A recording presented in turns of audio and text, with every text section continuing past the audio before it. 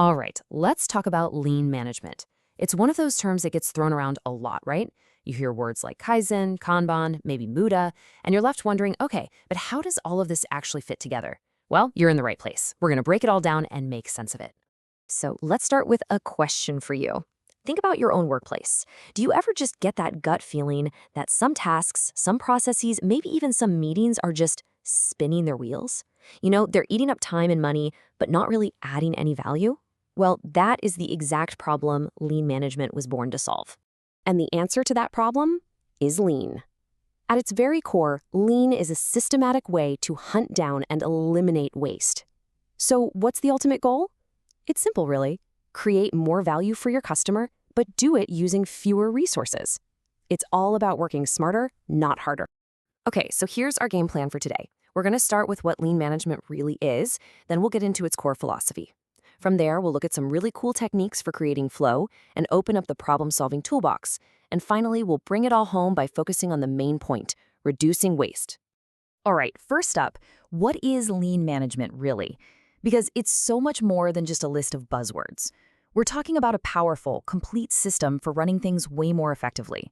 So to really understand lean, you first have to understand its number one enemy, and that enemy has a name, Muda. It's the Japanese word for waste, and this concept is everything. The key insight here is how we define waste. It's any activity that eats up resources but adds zero value from the customer's point of view. This is the idea we're going to keep coming back to. Okay, now let's get into the core philosophy. And honestly, this is the most important part. Because before you can even touch any of the tools, you have to adopt the mindset. It's not just a nice to have, it's the foundation everything else is built on. It's really about changing the way everyone in the organization thinks about their work. And right at the heart of this philosophy is Kaizen. Now, this isn't about some huge, dramatic overhaul.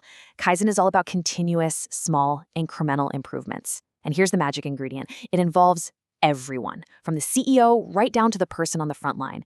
It's about empowering every single person to constantly ask, hey, how can we make this just a little bit better today? So that sounds great, but how do you actually find those opportunities for improvement? Well, you go to the Gemba.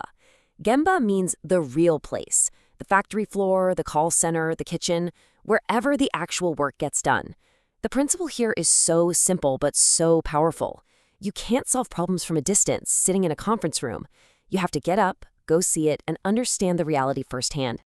And that mindset of seeing things firsthand leads us perfectly into our next section, the techniques for creating flow. This is all about how you orchestrate work so it moves smoothly and efficiently, without all those frustrating stops and starts.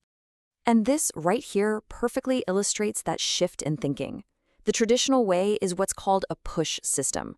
You basically make a forecast, a guess, about what customers will want, and you produce based on that. The result? You often end up with a massive form of waste, excess inventory just sitting there. Lean completely flips that on its head with a pull system. With this, work only starts when there's actual customer demand. Nothing gets made until it's already wanted. The natural outcome of a pull system is something you might have heard of, just in time, or JIT. I mean, this is basically the dream state of efficiency, right? You produce exactly what is needed, precisely when it's needed, and in the exact quantity needed. No more, no less. Just think about it. You could eliminate all the costs of storing stuff that nobody's bought yet. Okay, but how do you actually manage this whole pull system? I mean, how does the person at the start of the process know what the person at the end needs? The answer is brilliantly simple: Kanban. It's just a Japanese word for a signal. It could be a physical card, a light that turns on, or even just an empty container. It's a super simple visual cue that basically says, hey, we're ready for the next one, and that triggers the action. You can think of it as the traffic light that keeps the whole pull system running smoothly. So we've got the mindset and we've got the techniques for flow. Now let's open up the problem-solving toolbox. These are the practical, hands-on methods that teams use to put that whole lean philosophy into action and systematically hunt down that waste we talked about. One of the most foundational tools is called 5S. It's a really straightforward 5-step method for creating a clean, organized, and super efficient workplace. First, you sort through everything. Keep what you need, toss what you don't. Then you set everything in a specific, orderly place. Next, you shine and clean the area. After that, you standardize the whole process, so it's always done the same way.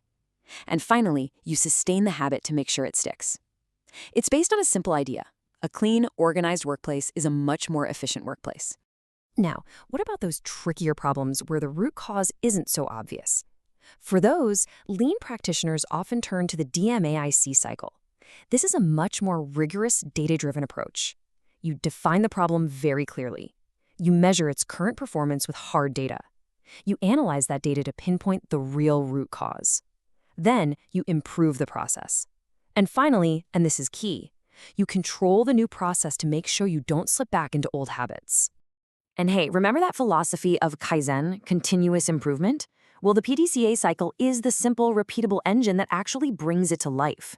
You plan an improvement you want to make. You do it, usually on a small scale first. You check the results. Did it work? And then you act. You either standardize the improvement if it was a success, or you go back to the drawing board and try something else. It's this simple loop that drives constant forward progress. Okay, now this next one is one of my absolute favorites, poka-yoke. It's a Japanese term that basically means error-proofing. And the idea is just genius.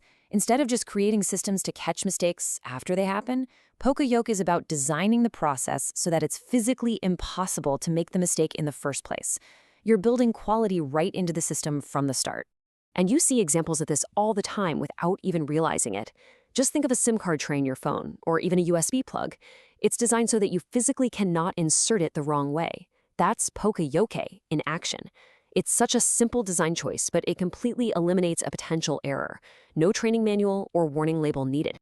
And that brings us to our final section, which is really about tying all of these ideas together.